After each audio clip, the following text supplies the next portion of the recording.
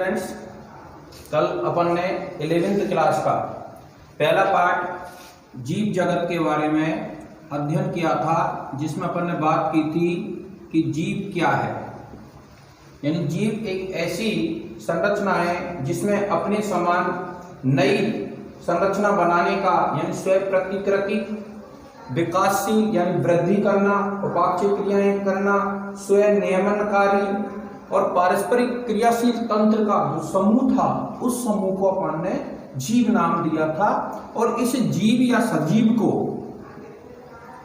निर्जीव से अलग करने के लिए कुछ बिंदुओं पर अध्ययन किया था, जिसमें यह था कि लास्ट में पढ़ रहे थे अपन पर्यावरण के प्रति संवेदनशीलता। हम जानते हैं कि जो सजीव होते हैं वे सजीव भौतिक, रासायनिक एवं पर्यावरणीय जो कारक होते हैं, ताप, दाब, प्रकाश, रासायनिक पदार्थ, इनके प्रति अनुक्रिया प्रदर्शित कर रहे थे। और ये अनुक्रिया प्रदर्शित करना ही सजीवों का मुख्य लक्षण था, जबकि निर्जीवों में इन भौतिक रासायनिक क्रियाओं के प्रति किसी भी प्रकार की अनुक्रिया नहीं हो रही थी। तो इसके बारे में अपन कल पढ़ चुके थे। वृद्धि, जनन, उपापचय क्रियाएं, आकार, संरचना, जीव द्रव्य, श्वसन। अब बात करते हैं जैविक विविधता।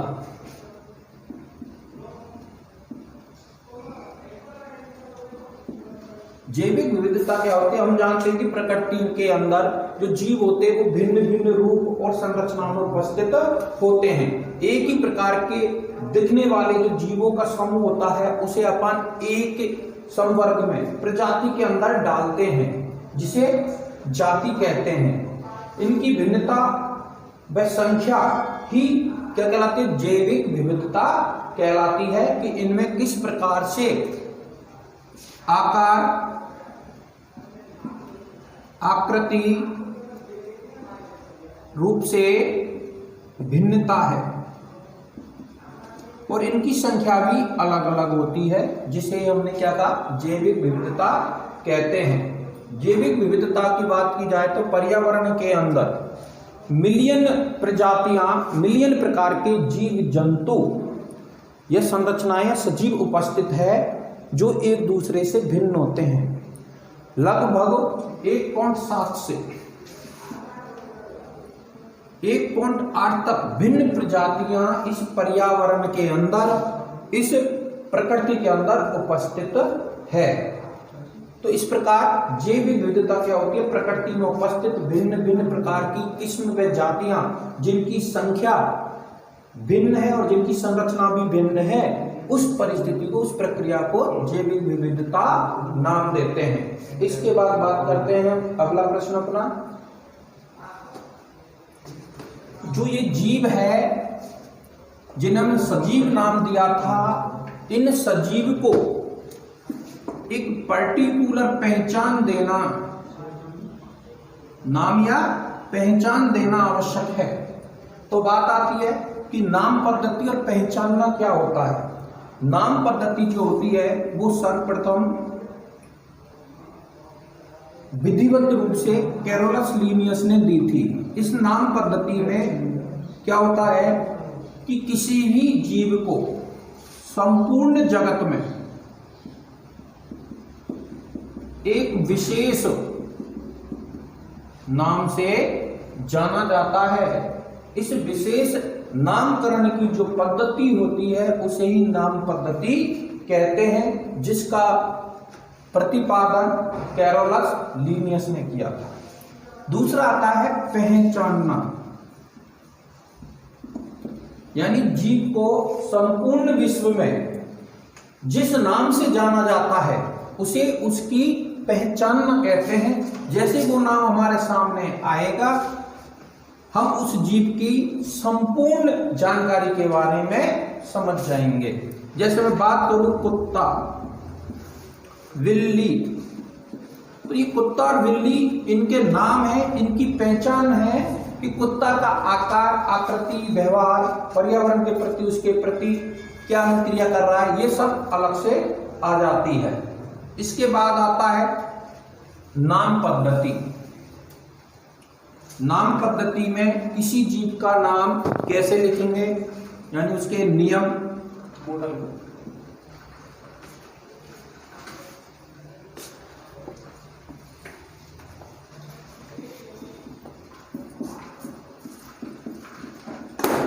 नाम पद्धति जो दी थी वो दी थी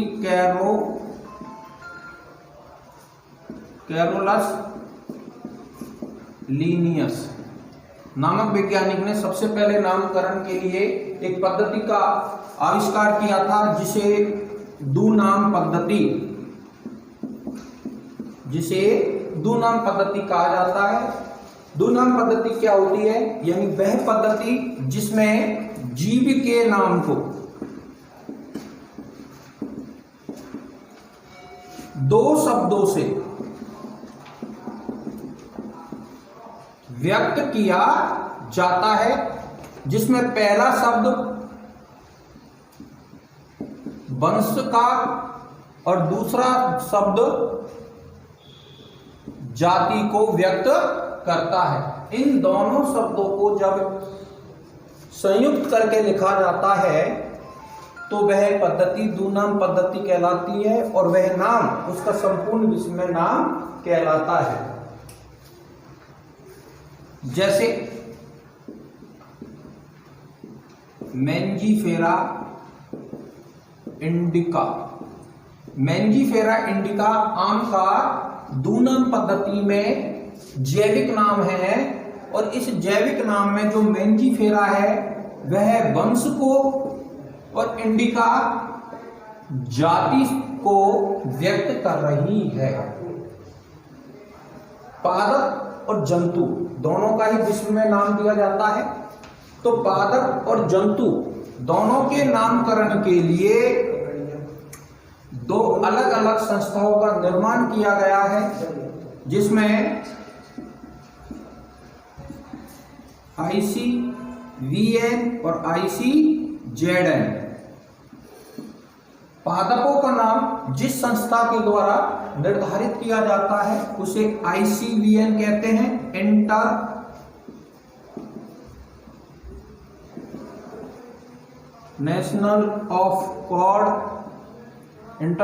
code of botanical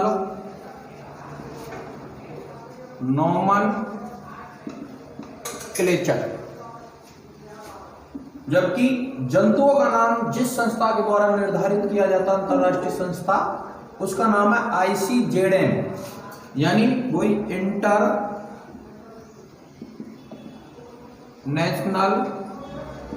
code of zoological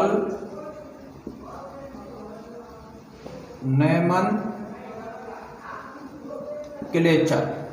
इस प्रकार ICVN के द्वारा तो पादपों का और ICZN के द्वारा जंतुओं का जैविक नामकरण किया जाता है। अब जैविक नामकरण जो किया गया था यानी दुनाम पद्धति के द्वारा, वो कैरोलस लीनियस ने अपनी एक पुस्तक में किया था, जिसका नाम था प्लांटेरम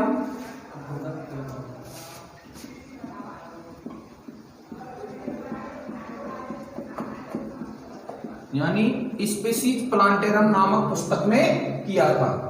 दुनाम पद्धति का सबसे पहले जो प्रतिपादन किया था वह प्रतिपादन गैस्पार्ड वॉहिन ने किया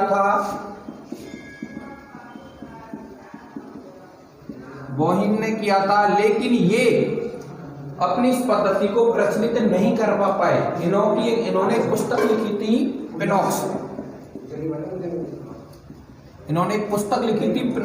उस पिनॉक्स में गैस्पार्ड वॉहिन ने दुनाम पद्धति के नियम दिए थे, पहचान दी थी, लेकिन ये इसको अंतरराष्ट्रीय लेवल पर प्रचलित नहीं कर पाए। इसलिए दुनाम पद्धति का श्रेय जाता है वह कैरोलस लीनियस को जाता है। अब इसके क्या क्या नियम है वो हम बात करते हैं। जैसा अपन अभी नाम लिखा था मेंजीफेरा इंडिका, जिसमें मेंजीफेरा वंश पद था और इंडिका जाति पद था। अब इसके नियम क्या है? सबसे पहला है किसी भी जीव का अगर हमें दो नाम पद्धति के अंदर जैविक नाम लिखना है तो जैविक नाम को दो शब्दों से व्यक्त किया जाएगा। इसमें पहला शब्द वंश को और दूसरा जाति को व्यक्त करता है। दोनों के संयोजन से उस जीव का जैविक नाम लिखा जाएगा। दूसरा, प्रत्येक जीव का जब जैविक नाम लिखा जाएगा तो उसमें जो पहला शब्द इस्तेमाल किया जा रहा है, उपयोग किया जा रहा है, वह वंश का होता है। इसे अंग्रेजी के कैपिटल लेटर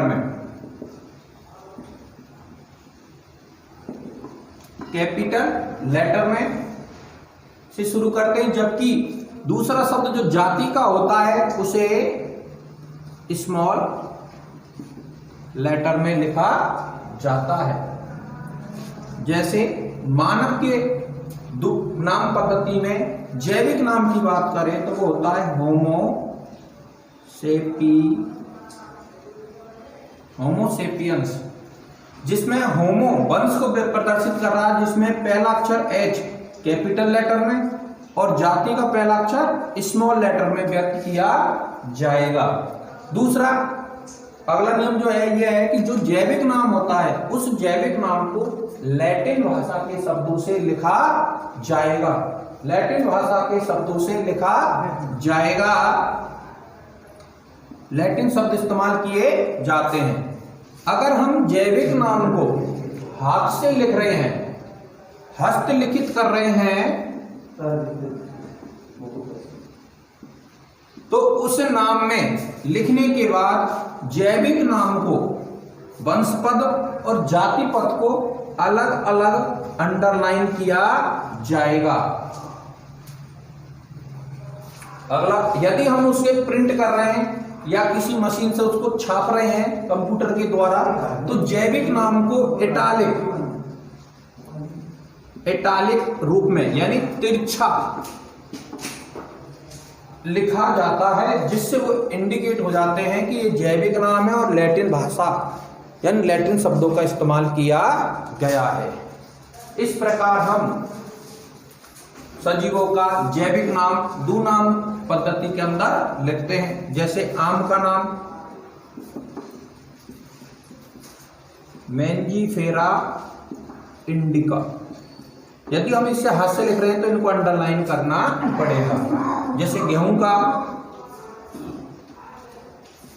ट्रिटिकम एस्टिवम, तो ट्रिटिकम एस्टिवम दो शब्दों से मिलकर बना है, जिसमें पहले ट्रिटिकम वंश को और एस्टिवम जाति को व्यक्त कर रहा है।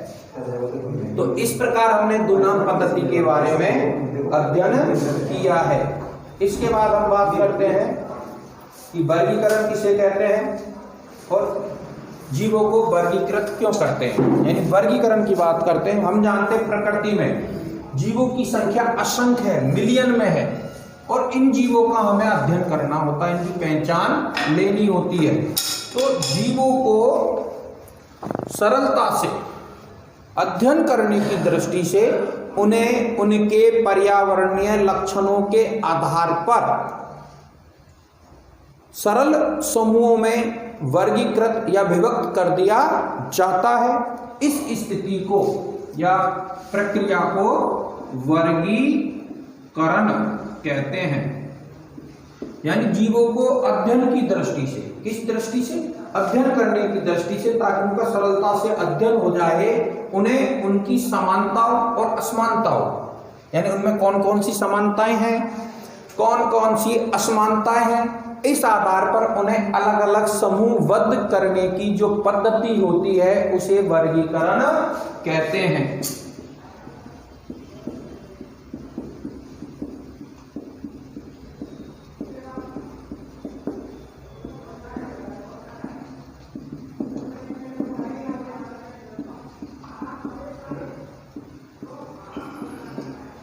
क्या कहलाएगा? वर्गीकरण कहलाता है।